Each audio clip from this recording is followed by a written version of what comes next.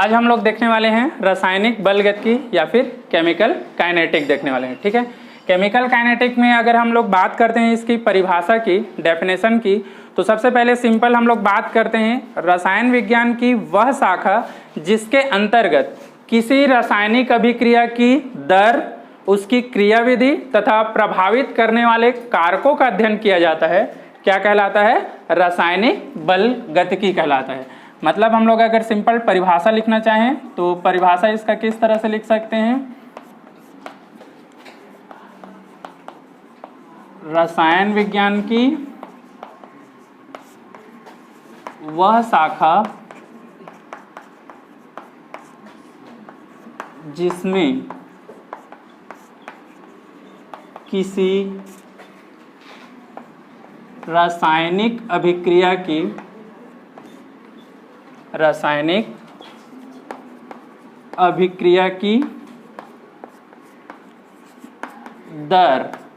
दर को हम एक और वर्ड यूज करते हैं, कौन सा? वेग बोलते हैं। ठीक है, तथा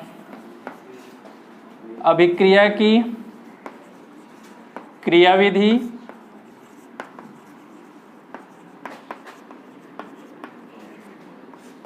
और अभिक्रिया को प्रभावित करने वाले कारक,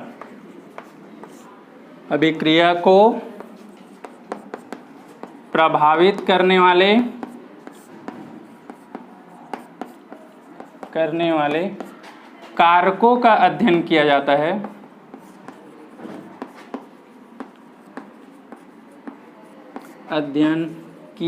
है। क्या कहलाता है? रासायनिक बलगतिकी कहलाता है। ठीक है, यहाँ पर आगे लिख सकते हैं रासायनिक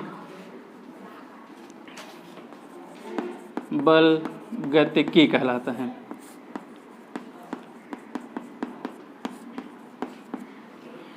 मतलब रासायनिक बलगतिकी में हम लोग 3 पॉइंट्स को पे फोकस करेंगे। कौन कौन से? सबसे पहला पॉइंट हमारा है अभिक्रिया की दर या वेग की बात करेंगे।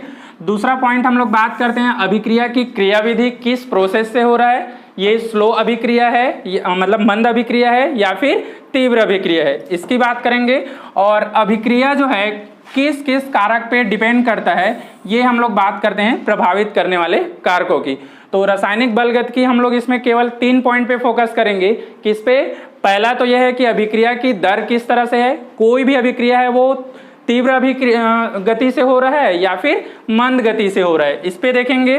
दूसरी चीज है क्रियाविधि में कौन से फैक्टर हैं या कारक है जो उसको प्रभावित कर रहा है, मतलब उसकी अभिक्रिया को बढ़ा रहा है या कम कर रहा है, ये इसकी बात करेंगे। तो इसको हम लोग बोलते हैं रासायनिक बलगतिकी बोलते हैं। ठीक है, अब रासायनिक बलगतिकी में अगर हम लोग बात करते हैं दर या वेग की, तो वेग मतलब या दर की बात करें तो यहाँ पर याद रखिएगा दर या वेग जो है ये एक्चुअल में इसका मतलब हम लोग बात कर रहे हैं किसकी? स्पीड की बात कर रहे हैं।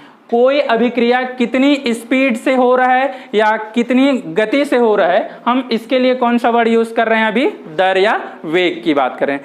तो सबसे पहले रासायनिक बलगतिकी को हम लोग 3 भाग में या 3 ग्रुप में डिवाइड करते हैं। वो किसके बेसिस पर? इनकी दर के बेसिस पर या स्पीड के बेसिस पर बोल सकते हैं कि कोई अभिक्रिया फास्ट है या फिर कोई अभिक्रिया स्लो है या फिर कोई अभिक्रिया मॉडरेट है, मतलब तीव्र है, मंद है या फिर मध्यम गति है। इसके बेसिस पर हम लोग क्या करेंगे? इसको 3 ग्रुप में डिवाइड करेंगे। तो हम लोग बात कर रहे हैं यहाँ पर स्पीड या वेग के बेसिस पर, यहाँ पर वर्गीकरण। तो रासायनिक अभिक्रिया का वर्गीकरण, नेक्स्ट हेडिंग डालेंगे यहाँ पर, क्या रहेगा? रासायनिक अभिक्रिया का वर्गीकरण।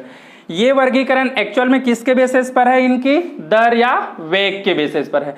दर या वेग बोलने का मतलब कितनी स्पीड से ये हो रहा है, हम इसके बेसिस पर बता रहे हैं। ठीक है, तो सबसे पहले हम लोग बात कर रहे हैं इसमें जो हमारा पहला पॉइंट है, पहला पॉइंट हम लोग बात करेंगे यहाँ पर जो अभिक्रिया है वो है तीव्र अभिक्रिया या फिर हिंदी में इसके लिए एक और वर्ड यूज करते हैं, या हम लोग बात करते हैं तात्क्षणिक अभिक्रिया, अभिक्रिया वर्ड यूज करते हैं। इंग्लिश में अगर हम लोग यूज करना चाहें तो इसके लिए यूज करते हैं very fast reaction word use करते हैं। ठीक है, तीव्र अभिक्रिया या फिर वेरी फास्ट रिएक्शन। ठीक है, अब तीव्र अभिक्रिया या फिर वेरी फास्ट रिएक्शन के लिए अगर हम लोग बात कर रहे हैं इसकी डेफिनेशन की, तो बहुत ही सरल भाषा में हम लोग इसका परिभाषा बता सकते हैं। ऐसी अभिक्रिया जो क्षणिक होती है, मतलब पल भर में जो रिएक्शन क्या हो जाए, कंप्लीट हो जाए, उस रिएक्शन को हम क्या बोलते हैं, ताक्षणिक या फिर तीव्र अभिक्रिया बोलेंगे, या फिर इंग्लिश में हम लोग क्या बोल रहे हैं, very fast reaction. Very fast का मतलब ही समझ में आ जाए, जो रिएक्शन क्या है, क्विक हो जाए, तुरंत हो जाए, उस रिएक्शन को हम क्या बोलेंगे, वेरी फास्ट रिएक्शन। ठीक है, तो लिखेंगे वे रासायनिक अभिक्रिया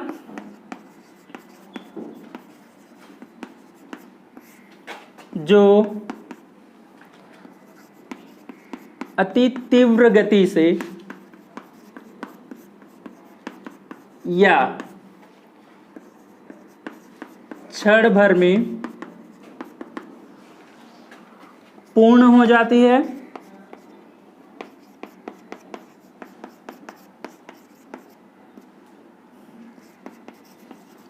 तीव्र अभिक्रिया कहलाती है,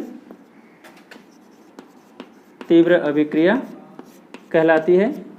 ठीक है, अब यहां पर नीचे लिखेंगे जो तीव्र अभिक्रिया होती है, उस अभिक्रिया को कंप्लीट होने में जो समय लगता है 10⁻⁻14 से भी कम समय लगता है। मतलब अगर मैं बात करूं इसके लिए समय की,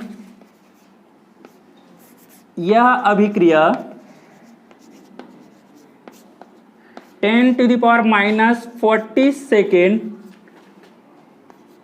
से कम समय में क्या होगी, पूर्ण हो जाती है।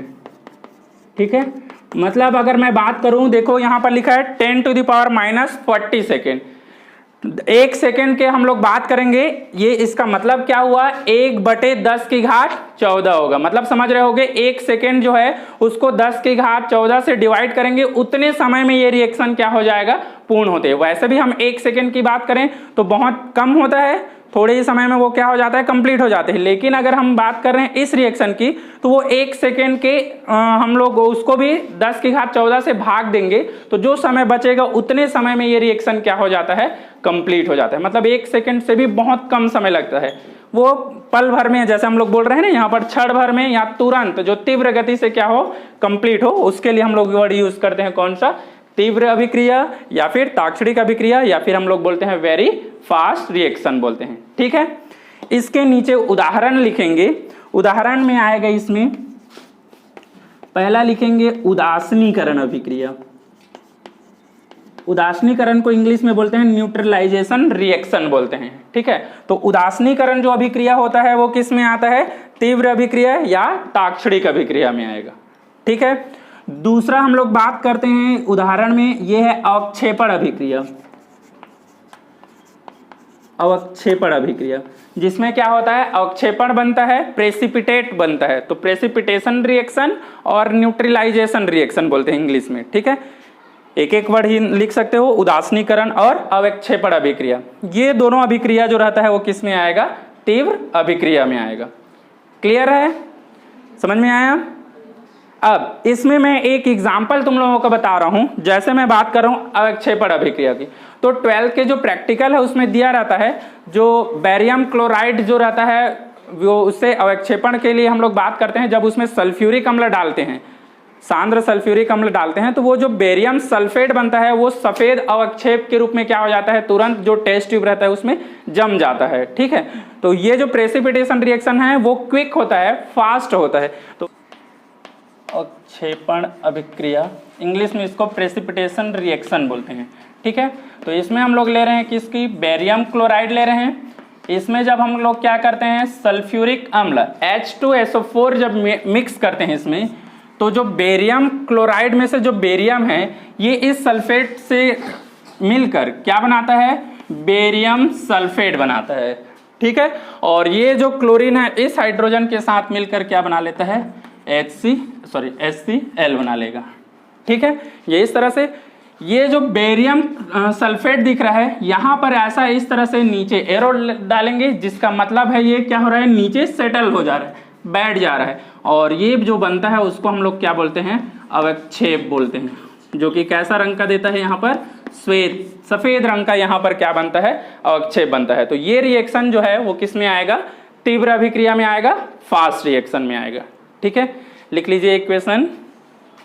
दूसरा रिएक्शन हम लोगों को देखना है, ये है कौन सा, मंद अभिक्रिया। मंद अभिक्रिया, मंद अभिक्रिया को हम लोग क्या बोलते हैं, वेरी स्लो रिएक्शन बोलेंगे। इससे पहले को हम लोग क्या बोल रहे थे, वेरी फास्ट रिएक्शन। अब इसका जस्ट अपोजिट हम लोग देख रहे हैं कौन सा, very slow reaction. I think definition या परिभाषा लिखने की जरूरत नहीं होगा, समझ में आ गया होगा। ऐसी रिएक्शन जो अत्यंत धीमी गति से होती है, जिसके पूर्ण होने में 1 महीने से लेकर 1 साल तक का समय लग जाती है, उसे हम क्या बोलेंगे, वेरी स्लो रिएक्शन या फिर मंद अभिक्रिया बोलेंगे। ठीक है, लिखेंगे वे रासायनिक अभिक्रिया जिसकी पूर्ण होने में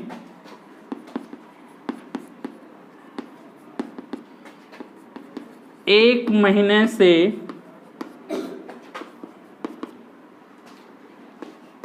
1 वर्ष तक का समय लग जाता है, उसे मंद अभिक्रिया कहते हैं। मंद अभिक्रिया कहते हैं।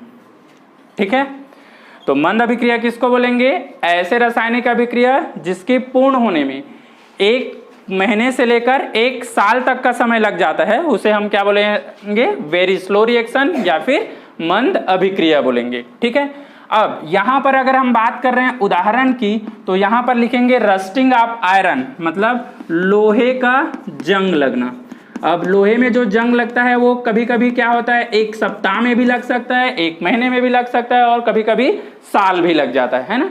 तो ये जो रिएक्शन है लोहे का जंग लगना, ये किस में आएगा, लोहे का जंग लगना जो है वो मंद अभिक्रिया में आएगा। ठीक है, स्लो रिएक्शन में आता है। क्लियर है। नेक्स्ट हम लोग बात कर रहे हैं थर्ड जो रहता है ये है मध्यम अभिक्रिया। मध्यम अभिक्रिया या फिर इसके लिए इंग्लिश में हम लोग वर्ड यूज करते हैं मॉडरेट रिएक्शन। मॉडरेट रिएक्शन बोलते हैं। ठीक है, मध्यम अभिक्रिया या फिर मॉडरेट रिएक्शन। यहां से अगर मध्यम अभिक्रिया की अगर मैं बात करूं तो आई थिंक समझ में आ गया होगा। पहले रिएक्शन हम लोग जो देखे वो क्या था, फास्ट था। दूसरा रिएक्शन देखे वो कैसा था, स्लो था। इसका मतलब तीसरा जो रहेगा ना तो ये बहुत ज्यादा फास्ट होता है, न ही ये बहुत ज्यादा स्लो होगा। मतलब ना तो ये तीव्र गति से पूर्ण होगी, ना ही ये बहुत ज्यादा धीमी गति से होगी, बल्कि इसकी जो स्पीड रहेगा ये मध्यम और जो तीव्र है इन दोनों, सॉरी ये स्लो और फास्ट के बीच रहेगा। ठीक है, तो लिखेंगे वे रासायनिक अभिक्रिया, वे रासायनिक अभिक्रिया जो मंद तथा तीव्र अभिक्रिया के बीच होती है, अर्थात न ही अत्यंत तीव्र और न ही अत्यंत धीमी गति से होता है,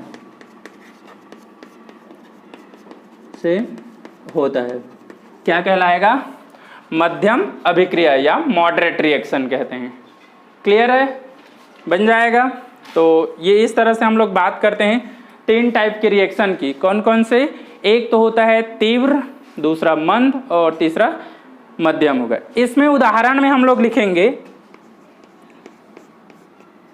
एस्टर का जल अपघटन लिखेंगे। क्या लिखेंगे, एस्टर का जल अपघटन, पहला उदाहरण। इसकी मैं रिएक्शन अभी बता रहा हूं।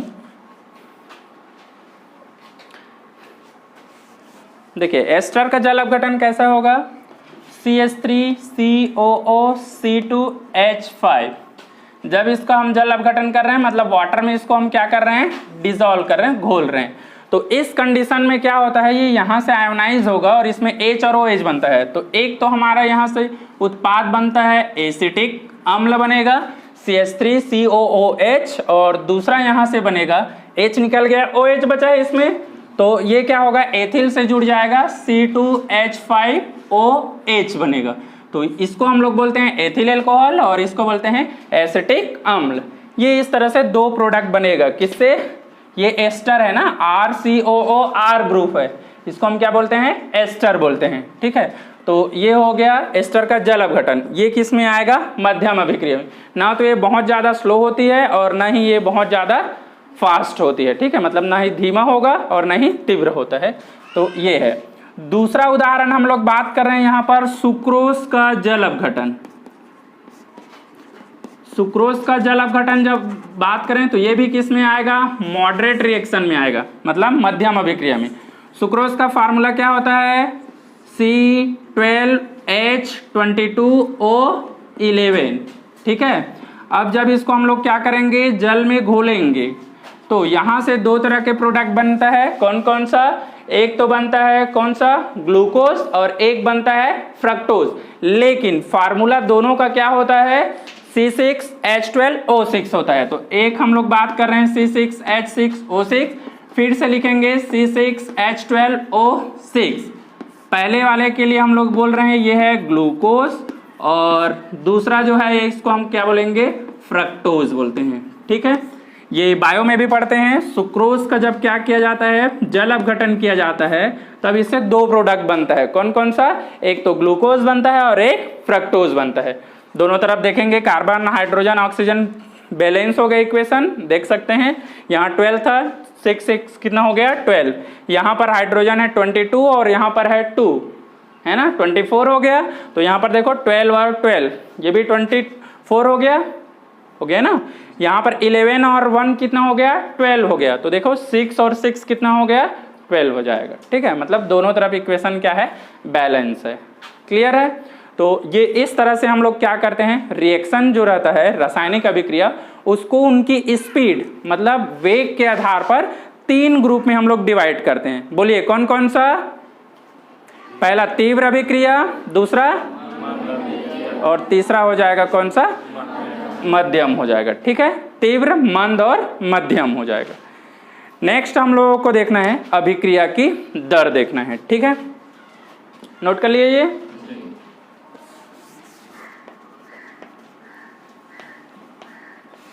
अभिक्रिया की दर, या इसी के लिए हम लोग वर्ड यूज करते हैं अभिक्रिया की वेग।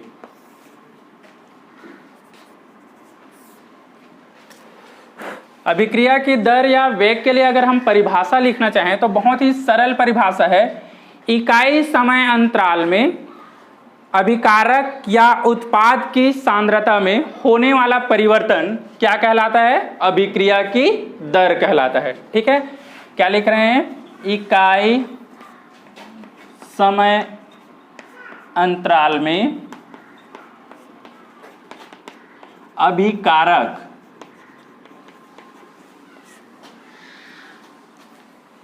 तथा उत्पाद की सांद्रताओं में होने वाली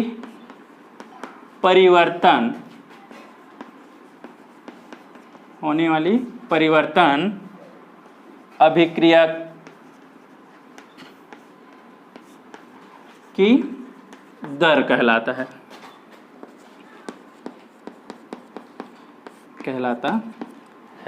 ठीक है, सामान्यतः हम इसको क्या करते हैं, स्मॉल a से रिप्रेजेंट करते हैं या प्रदर्शित करते हैं। सामान्यतः स्मॉल r से प्रदर्शित किया जाता है। अब देखिए, याद रखने का सिंपल तरीका है, जो परिभाषा है उसको सूत्र के रूप में या फार्मूला के बेस में उसको कन्वर्ट कर दो। ठीक है, तो जो हम लोग लिखे हैं उसको सूत्र के रूप में जब कन्वर्ट करेंगे तो स्मॉल r बराबर हम लोग लिख सकते हैं, इक्वल टू लिख सकते हैं अभिकारक, या फिर हम लोग बोल रहे हैं कौन सा, उत्पाद की सांद्रता में परिवर्तन, और इसके अपॉन में हम लोग क्या करेंगे, समय अंतराल करेंगे। ये फार्मूला है हमारा अभिक्रिया की दर या फिर वेग के लिए, ठीक है। तो ऊपर में जो परिभाषा है उसका हम लोग फार्मूला में कन्वर्ट करिए, इसी को याद रखना है। कौन सा अब देखो समय अंतराल नीचे है, मतलब इसको यूनिट में मान रहा हूं, एक मान लिया, तो इकाई समय अंतराल में अभिकारक तथा उत्पाद की सांद्रता में परिवर्तन क्या कहलाता है, अभिक्रिया की दर कहलाता है या फिर अभिक्रिया की वेग कहलाता है। अब ये परिवर्तन कैसा होगा, अगर अभिकारक है तो सीधी सी बात है, जैसे जैसे समय बीतते जाएगा वो अभिकारक क्या हो जाएगा, टूटकर उत्पाद में बदलते जाएगा। तो जब अभिकारक जो है उत्पाद में बदलेगा, इसका मतलब अभिकारक की मात्रा क्या होते जाएगा, धीरे धीरे कम होते जाएगा, कम होगा। अब चूंकि क्या है, जैसे जैसे समय बीतते जा रहा है उत्पाद की मात्रा क्या होते जाएगा, बढ़ते जाएगा। मतलब उत्पाद बन रहा है तो पहले थोड़ा कम बनेगा, फिर धीरे धीरे बनते जाएगा, जब वो जमा होते जाएगा तो उसकी मात्रा क्या होते जा रहा है, बढ़ते जा रहा है। तो इसी परिभाषा को अब अगर हम अभिकारक और उत्पाद के बेसिस पर बनाएं तो केवल अभिकारक हो तो ये लिख सकते हैं, इकाई समय अंतराल में अभिकारक की सांद्रता में होने वाली कमी क्या कहलाती है, अभिक्रिया की दर कहलाती है। या फिर इकाई समय अंतराल में उत्पाद की सांद्रता में होने वाली वृद्धि क्या कहलाती है, अभिक्रिया की दर कहलाती है। समझ में आया। देखिए मैं क्या बोल रहा हूं, R इक्वल टू, अगर मैं अभिकारक के बेसिस पर बताऊं तो यहां पर लिख सकते हैं अभिकारक की सांद्रता में कमी अपॉन हम क्या कर सकते हैं, समय लिख सकते हैं, टाइम की बात कर रहे हैं, ठीक है। या फिर दूसरा परिभाषा, अभिकारक के जगह हम लोग क्या यूज करेंगे, अब बताओ, उत्पाद। तो उत्पाद के लिए क्या लिखेंगे, उत्पाद की सांद्रता में वृद्धि अपॉन हम लोग क्या कर सकते हैं, समय। तो ये भी क्या है, अभिक्रिया की दर है। तो देखो यहां से अभिक्रिया की दर के लिए हम लोग तीन परिभाषा लिख सकते हैं। पहला, इकाई समय अंतराल में अभिकारक तथा उत्पाद की सांद्रता में परिवर्तन, यहां पर हम परिवर्तन वर्ड यूज कर रहे हैं। दूसरा परिभाषा, इकाई समय अंतराल में अभिकारक की सांद्रता में कमी, यहां कमी यूज किए, और यहां लिख सकते हैं इकाई समय अंतराल में उत्पाद की सांद्रता में वृद्धि क्या कहलाता है, अभिक्रिया की दर कहलाता है, ठीक है। लिखेंगे तीनों परिभाषा। देखिए अभिक्रिया की दर जो हम लोग अभी देखे हैं उसको हम एक समीकरण के रूप में या रासायनिक अभिक्रिया के रूप में कैसे लिख सकते हैं। देखिए मान के चलते हैं A और B दो अभिकारक है जो C और D में क्या हो जा रहा है, परिवर्तित हो जा रहे हैं। तो इसमें ये तो समझ में आ रहा है कौन से अभिकारक है और कौन से उत्पाद है, समझ में आ रहा है। जो एरो के पीछे होते हैं वो क्या होता है, अभिकारक, रिएक्टेंट होते हैं, और ये क्या होता है, प्रोडक्ट होता है, उत्पाद होता है, ठीक है। तो अगर मैं इसके लिए अभिक्रिया की दर जो अभी हम लोग हिंदी में जो पढ़े हैं मतलब जो परिभाषा लिखे हैं उसी के बेसिस पर लिखना है। अगर मैं बात कर रहा हूं R जो कि क्या है, दर, या फिर हम लोग बात कर रहे हैं क्या है, वेग है। अगर मैं इसमें बोलूं तो देखो पहला जो है ये क्या है, अभिकारक A के लिए बोल रहे हैं, तो A की सांद्रता में कमी होगी या वृद्धि होगी, बताओ, कमी होगी, है ना। जितना ये टूटते जाएगा उतना ही ये बनते जाएगा। तो यहां पर हम लोग लिखेंगे तो दर लिखने के लिए समय के रिस्पेक्ट में लिखते हैं, तो D बाई हम क्या करते हैं, पहले dt करते हैं। अब जिस अभिकारक के हम या उत्पाद को हम लोग डिनोट करते हैं उसकी सांद्रता को प्रदर्शित करते हैं। तो मैंने पहले ही बताया सक्रिय मास या सांद्रता जो रहता है वो बड़ा वाला क्या होता है, ब्रैकेट में बताते हैं। तो यहां पर ये हम लोग लिखेंगे कौन सा, ऐसा कैपिटल A लिखेंगे इस तरह से। अब हमको पता है इसकी सांद्रता में क्या हो रहा है, कमी हो रहा है, तो यहां पर हम फिर क्या लिखेंगे, माइनस। ये हो गया इस अभिक्रिया की दर। हम चाहें तो ऐसा लिख सकते हैं। अगर हमको A के टर्म में नहीं लिखना है, किसके टर्म में लिखना है, B के टर्म में, तो बताओ B के टर्म में हम लोग क्या लिख सकते हैं, d बाई dt। यहां पर क्या आएगा, B, सामने क्या आएगा, माइनस। माइनस क्यों आ रहा है, क्योंकि इसकी सांद्रता भी क्या हो रहा है, कम हो रही है, ठीक है। नेक्स्ट C के टर्म में अगर हम लोग लिखें तो क्या लिख सकते हैं, d बाई dt। सांद्रता के लिए हम लोग बात कर रहे हैं, प्रोडक्ट जो है C है, तो ये C हो गया। अब यहां पर इसकी मात्रा क्या हो रही है, बढ़ रही है, तो यहां पर क्या होगा, प्लस होगा। ठीक है, नेक्स्ट अगर मैं d के टर्म में बताऊं तो d/dt, यहां पर क्या होगा, d, यहां पर प्लस होगा या माइनस होगा, प्लस होगा, तो ये इस तरह से क्या हो जाएगा, प्लस। क्लियर है? तो ये है अभिक्रिया की दर का फार्मूला। इस टाइप के क्वेश्चन जो है कॉम्पिटिटिव एग्जाम में पूछे जाते हैं। कोई भी एक रिएक्शन देगा और फिर बोलेगा विच वन इज करेक्ट, या इनमें से कौन सा सही है करके, वो इस तरह के एक रेट बना के दिया रहेगा ऑप्शन में। ठीक है, तो ये जो सिंबल है उसको चेंज कर दिया रहता है, जैसे P+Q और RS दे दिया, तो बना सकते हैं सभी, है ना। तो इस तरह का क्वेश्चन देते हैं अभिक्रिया की दर वाला, बन जाएगा सबसे। चलिए, ये तो हो गया अभिक्रिया की दर। अब हम लोग बात करते हैं अभिक्रिया की दर का मात्रक क्या होगा। अभिक्रिया की दर का मात्रक, देखिए हम लोग अभी देखें R बराबर क्या होता है, d/dt। यहां पर हम लोग बात करते हैं कौन सा होता है, या तो रिएक्टेंट होता है या फिर प्रोडक्ट होता है। R/P, R मतलब है अभिकारक, रिएक्टेंट, और P मतलब क्या है, प्रोडक्ट, उत्पाद है। ठीक है, अगर हम लोग मात्रक बताते हैं तो पहले एक एक करके कर लेते हैं। रिएक्टेंट या प्रोडक्ट, जैसे A, B, C या D कोई भी रहे, तो जहां कोष्टक रहता है उसका हम लोग बात करते हैं सांद्रता। सांद्रता किस में लेते हैं, मोल प्रति लीटर में लेते हैं। ठीक है, तो यहां पर R के जगह हम लोग क्या लिखेंगे, यहां पर रहेगा मोल प्रति लीटर, या तो हम बटे लिखें या फिर लीटर को हम लोग क्या करें, इनवर्स करें, दोनों का मतलब वही होता है। ये क्या है, मोल पर लीटर है ये। ठीक है, नीचे देखो क्या है, टी मतलब क्या है, समय। तो समय के लिए हम लोग क्या करेंगे, यहाँ पर सेकेंड या मिनट या आवर्स ले सकते हैं, या फिर मंथ या ईयर ले सकते हैं। ठीक है, लेकिन ज्यादातर केस में या सामान्यतः हम लोग किस में लेते हैं, समय को सेकेंड में लेते हैं। ठीक है, तो मोल पर लीटर पर सेकेंड हो रहा है, इसको हम लोग ऐसा भी लिख सकते हैं, क्या, ये हो गया मोल, इसके बाद लीटर इनवर्स, सेकेंड इनवर्स कर सकते हैं। ठीक है, तो ये है अभिक्रिया की दर का मात्रक। समझ में आया? सांद्रता और समय, हम लोग बोल रहे हैं सांद्रता में परिवर्तन बटे समय, यही तो हमारा अभिक्रिया की दर का फार्मूला था स्टार्टिंग से। तो इसी के बेसिस पर हम लोग क्या निकालेंगे, इसका मात्रक निकालेंगे, बन जाएगा सबसे। तो ये है अभिक्रिया की दर का क्या है, मात्रक है। कौन सा है मात्रक बताओ, मोल पर लीटर पर सेकेंड होता है। ठीक है, नोट करेंगे।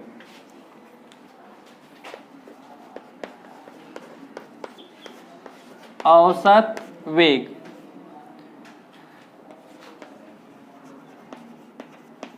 एवरेज रेट बोलते हैं। देखिए, जैसे हम लोगों का वेग का जो परिभाषा हम लोग लिखे हैं, डेफिनेशन, उसी में हम लोग इसको क्या कर रहे हैं, रिप्लेस कर रहे हैं। वहां पर हम लोग लिख रहे हैं क्या, अभिकारक या सांद्रता, अभिकारक या उत्पाद की सांद्रता में परिवर्तन लिख रहे हैं, वहां पर हम लोग क्या लिखेंगे, अभिकारक या उत्पाद की सांद्रता में औसत परिवर्तन लिखेंगे। ठीक है, बाकी परिभाषा सेम रहेगा। तो परिभाषा क्या होगा यहां पर बताओ, इकाई समय अंतराल में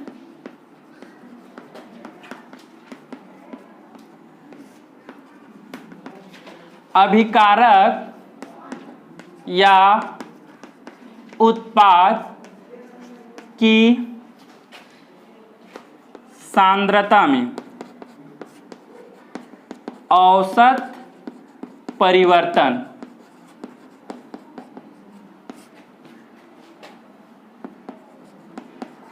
औसत वेग कहलाता है, एवरेज रेट कहलाता है। ठीक है, अब यहां पर R जब लिखेंगे तो चूंकि हम लोग एवरेज बता रहे हैं इसलिए AVG लिखेंगे, जो एवरेज का शॉर्टकट फॉर्म है। ठीक है, RAVG एवरेज लिखें, इसका मतलब क्या हो जाएगा, यहां पर हो जाएगा अभिकारक ऑब्लिक उत्पाद करेंगे, या है की सांद्रता में औसत परिवर्तन अपॉन हम लोग क्या करेंगे, यहां पर समय लिखेंगे या समयांतराल करते हैं। ठीक है, तो ये हो गया हमारा कौन सा, औसत वेग। इसी तरह से एक होता है ताक्षणिक वेग,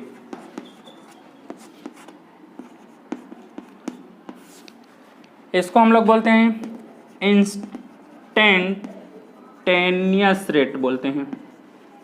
इंग्लिश याद ना हो तो हिंदी ही याद करेंगे। अब अगर मैं बात कर रहा हूं ताक्षणिक वेग की, तो एक पर्टिकुलर समय की, मान के चल रहे हैं कोई भी रिएक्शन सुबह से हो रही है, तो हम लोग अब क्या कर रहे हैं, 10 बजे जाके अगर हम लोग उसका ऑब्जर्वेशन कर रहे हैं या उसका अवलोकन कर रहे हैं, ठीक है, तो 10 बजे जो रेट रहेगा उस अभिक्रिया की, चाहे वो फास्ट हो या स्लो हो, तो उस पर्टिकुलर टाइम की अगर हम बात कर रहे हैं तो वो वेग क्या कहलाएगा, ताक्षणिक वेग। एक पर्टिकुलर समय की बात करें कि इस समय में इसका वेग क्या है, इतना है, तो उसी को हम लोग बोलते हैं सूक्ष्म समय अंतराल में जो सूक्ष्म परिवर्तन हुआ रहता है उसको हम क्या बोलते हैं, ताक्षणिक वेग बोल रहे हैं। तो अभिकारक उत्पाद की सांद्रता में सूक्ष्म परिवर्तन अपान आ जाएगा कौन सा, सूक्ष्म समय अंतराल आ जाएगा। ठीक है, तो यहां पर मैं डायरेक्ट लिख रहा हूं इंस्टेंटेनियस है, ये INST है ना, यहां पर आ जाएगा कौन सा, अभिकारक उत्पाद की सांद्रता में सूक्ष्म परिवर्तन अपॉन हम क्या करेंगे, सूक्ष्म समय अंतराल बोल रहे हैं। ठीक है, एक ही जैसे हैं सब में, थोड़ा थोड़ा चेंजेस कर रहे हैं। ताक्षणिक बोल रहे हैं मतलब हम पर्टिकुलर टाइम की बात कर रहे हैं कि इस टाइम पे रेट क्या है। औसत बोल रहे हैं तो हम लोग जितने भी रिएक्शन हुआ उसको एवरेज परिवर्तन बताएंगे, तो हमारा वेग जो रहेगा वो एवरेज आएगा, है ना। और अगर हम नॉर्मल वेग की बात कर रहे हैं तो हम लोग सीधे परिवर्तन को बताएंगे, परिवर्तन बटे समय रहा तो वो फिर क्या हो जाएगा, वेग या दर हो जाएगा। क्लियर है, बन जाएगा सबसे। ये है ताक्षणिक वेग और औसत वेग। कभी कभी छोटे क्वेश्चन के रूप में आ जाता है 2 नंबर या इस टाइप का, तो हमको इसमें कंफ्यूज नहीं होना है, दोनों अलग अलग है। ठीक है, ताक्षणिक और एवरेज। नेक्स्ट यहां से अब हम लोगों को देखना है प्रभावित करने वाले कारक।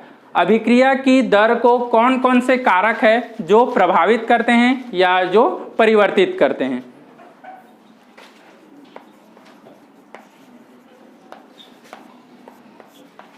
अभिक्रिया की दर को प्रभावित करने वाले कारक।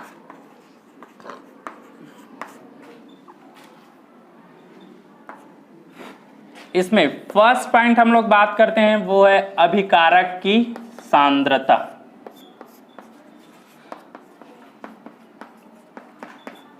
अभिकारक की सांद्रता, देखिए अभिकारक की सांद्रता किसी रासायनिक अभिक्रिया की दर को किस तरह से परिवर्तित कर सकता है इसकी बात कर रहे हैं। तो सपोज हम लोग बात कर रहे हैं A जो है ये किस में चेंज हो रहा है, B में। तो यहां पर A क्या है, अभिकारक, B क्या है, उत्पाद है। अब हमको ये देखना है कि अगर मैं इसकी सांद्रता को कम कर रहा हूं या इसकी सांद्रता को बढ़ा रहा हूं तो इस प्रोडक्ट में क्या परिवर्तित हो रहा है या चेंजेस हो रहा है। ठीक है, अगर बताओ मैं A की मात्रा को यहां बढ़ाऊंगा तो B की मात्रा क्या हो जाएगा, बढ़ेगा ना। अगर मेरे पास चावल ज्यादा रहेगा तो खाना ज्यादा नहीं बनेगा कि कम बनेगा, बनेगा ना। तो वही तो बोल रहे हैं, अगर A हमारे पास ज्यादा है तो B भी तो ज्यादा बनेगा ना, क्योंकि A ही किस में बदल रहा है, B में। तो अगर हम लोग बोल रहे हैं अभिकारक की सांद्रता क्या है, ज्यादा है, तो अभिक्रिया की दर जो चेंज होने की दर है वो भी क्या होगा, ज्यादा होगा। ठीक है, तो यहां लिख सकते हैं क्या होगा, सांद्रता अधिक होने पर दर भी अधिक होगा। ठीक है, मतलब वेग भी क्या होगा, अधिक होगा।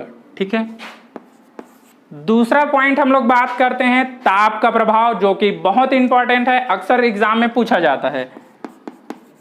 ताप का प्रभाव, ताप के प्रभाव में याद रखिएगा, इसमें हम लोग एक लाइन हम यूज कर रहे हैं, वो ये है कि अगर कोई रासायनिक अभिक्रिया रूम टेम्परेचर पर हो रहा है, कमरे के तापमान पर हो रहा है, अगर उस तापमान को हम लोग 10 डिग्री सेल्सियस क्या कर दे, इंक्रीज कर दे, बढ़ा दे, तो जो अभिक्रिया की दर है पहले की दर की तुलना में 2 या फिर 3 गुना क्या हो जाएगा, बढ़ जाएगा। ठीक है, क्या बताया, अगर कोई रासायनिक अभिक्रिया की जो दर है उसको हम लोग 10 डिग्री सेल्सियस इंक्रीज कर दे, बढ़ा दें, तो अभिक्रिया की जो दर है 2 से 3 गुना क्या हो जाती है, बढ़ जाती है।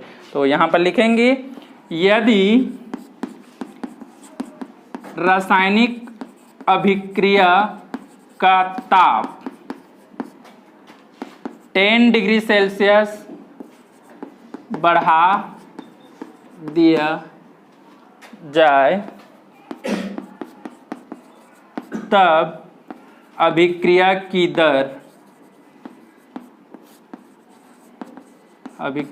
दर दुगुना हो जाती है। ठीक है, दुगुना हो जाती है, ये लिखते हैं। समझ में आ गया होगा। मतलब ये बोल रहे हैं कि अगर मान के चल रहे हैं यही रिएक्शन है, ए से बी को कंप्लीट होने में अभी 10 सेकेंड का टाइम लग रहा है। ठीक है, अब अगर मैं इसका तापमान 10 डिग्री सेल्सियस बढ़ा दूंगा तो कितना टाइम लगेगा मुझे इसमें, पहले 10 सेकेंड लग रहा था, अब अगर मैं बात करूंगा कि इसमें 10 डिग्री बढ़ाऊंगा तो कितना लगेगा, 5 सेकेंड लगेगा ना, कि मतलब पहले से ज्यादा फास्ट हो गया, ये पहले 10 में कंप्लीट हो रहा था अब 5 में ही हो रहा है, मतलब रिएक्शन डबल हो गया ना, स्पीड डबल हो गया। तो ये है इसमें। तीसरा हम लोग बात करते हैं, यहां पर आएगा अभिकारक या उत्पाद की प्रकृति। इसमें ए लिखेंगे, भौतिक की बात कर रहे हैं, भौतिक प्रकृति की या नेचर की बात कर रहे हैं। भौतिक प्रकृति में ये बताते हैं कि अगर जो पदार्थ जो अभिक्रिया में भाग ले रहा है उसकी साइज, अगर आकार जो है छोटा छोटा है तो वो जल्दी से उत्पाद बनाएगा, और अगर उसका आकार क्या है, बड़ा है, तो वो फिर क्या होगा, धीरे धीरे किस में कन्वर्ट होगा, उत्पाद में। इसका मतलब छोटे आकार के जो अभिकारक है वो जल्दी उत्पाद बनाता है, और बड़े आकार के जो अभिकारक हैं वो उसकी तुलना में धीमे गति से बनाता है। ठीक है, तो यहां पर हम लोग लिखते हैं छोटे आकार के अभिकारक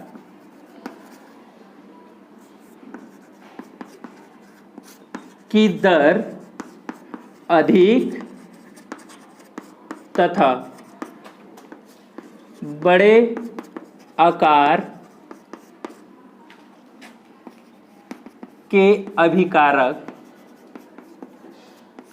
का दर कम होता है। ठीक है, ये पहला पॉइंट था फिजिकल में। और दूसरा लिखेंगे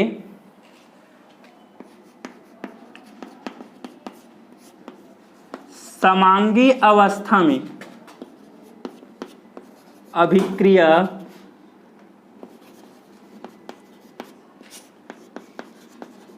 तीव्र तथा विषमांगी अवस्था में मंद होती है। ठीक है, अब समांगी और विषमांगी मतलब समझ में आ रहा है। समांगी मतलब यह है कि अभिकारक जो है और उत्पाद, या फिर ये बोले दो अभिकारक है तो दोनों अगर गैसीय अवस्था में, दोनों गैस जैसे पदार्थ हैं, तो उस कंडीशन में अभिक्रिया क्या होगा, तेजी से होगा। लेकिन एक गैस है और एक ठोस है, या फिर एक द्रव है और एक ठोस है, अगर ऐसे अलग अलग माध्यम में रहेंगे तो वहां पर अभिक्रिया कैसा होगा, मंद होगा। ठीक, समांगी मतलब दोनों एक ही अवस्था में हो, चाहे वो गैस हो, चाहे वो द्रव हो, या फिर ठोस। अगर ऐसा रहेगा तो अभिक्रिया कैसा होगा, तीव्र होगा। ठीक है, लेकिन अगर दोनों क्या है, अलग अलग अवस्था में रहेंगे, मतलब एक ठोस में है और एक द्रव में है, तो उस कंडीशन में यहां पर अभिक्रिया की दर जो रहेगा वो क्या हो जाएगा, कम हो जाएगा। ठीक है, ये है इसकी भौतिक अवस्था के लिए। नेक्स्ट हम लोग चौथा इसका कारक देखने वाले हैं, वो है विकिरण का। नोट करो,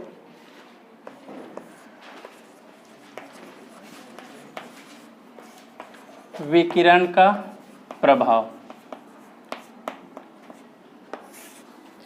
विकिरण के प्रभाव में देखिए हम लोग बात करते हैं, रिएक्शन जो है, कुछ रिएक्शन ऐसा होता है जो सामान्य अभिक्रिया में स्लो मोशन में होता है, या फिर हम लोग बोल रहे हैं धीमे गति से होगा। लेकिन अगर उसमें हम लोग क्या करें, एक्सरे या पराबैंगनी किरणें यूवी लाइट अगर पास करे उस रिएक्शन में तो वो अभिक्रिया जो रहता है उसकी दर जो रहेगा वो क्या हो जाएगा, बढ़ जाएगा। इसके लिए हम लोग बोलते हैं प्रकाश रासायनिक अभिक्रिया। प्रकाश रासायनिक अभिक्रिया वे रासायनिक अभिक्रिया होता है जो प्रकाश की उपस्थिति में तीव्र गति से होती है और प्रकाश की अनुपस्थिति में कैसा होता है, मंद गति से होते हैं। ठीक है, तो ये सेम कंडीशन अगर विकिरण का पास करेंगे मतलब हम प्रकाश दे रहे हैं तो उस केस में उसका दर क्या हो जाएगा, बढ़ जाएगा। लेकिन अगर हम प्रकाश नहीं देंगे तो उसका दर क्या हो जाएगा, कम हो जाएगा। देखिए इसके लिए हम लोग रिएक्शन बता रहे हैं H2 और Cl2 दोनों आपस में क्रिया करके क्या बना रहा है, 2HCl। अभी ये क्या है, मंद अभिक्रिया है। क्यों, क्योंकि यहां पर क्या है, प्रकाश अनुपस्थित है। देखो यहां पर मैंने कोई मेंशन नहीं किया, लेकिन यहां पर अगर मैं ऐसा लिख दूं और ये है H न्यू जो रहता है वो एक्चुअल में प्रकाश के लिए रहता है। ठीक है, यहां पर हम क्या बोल रहे हैं, प्रकाश है या विकिरण बोल सकते हैं, यहां पर दोनों में से एक ही लिखना। ठीक है, प्रकाश या विकिरण। अगर मैं इस तरह से इसको पास कर रहा हूं या इसमें आपतित कर रहा हूं तो इसकी रिएक्शन में फिर से वही प्रोडक्ट बनेगा, लेकिन अब ये रिएक्शन कैसा हो जाएगा, तीव्र अभिक्रिया वाला हो जाएगा। ये समझ में आया?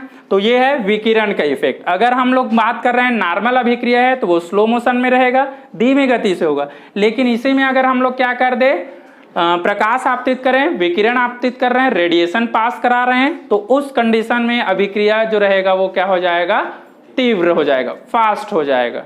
ठीक है, ये है विकिरण का प्रभाव। एक लास्ट है, इसमें लिख लो उत्प्रेरक का प्रभाव। उत्प्रेरक का प्रभाव, उत्प्रेरक क्या होता है, कैटलिस्ट जो रिएक्शन की रेट को क्या कर देता है, परिवर्तित कर देता है। ठीक है, तो यहां पर हम लोग बात कर रहे हैं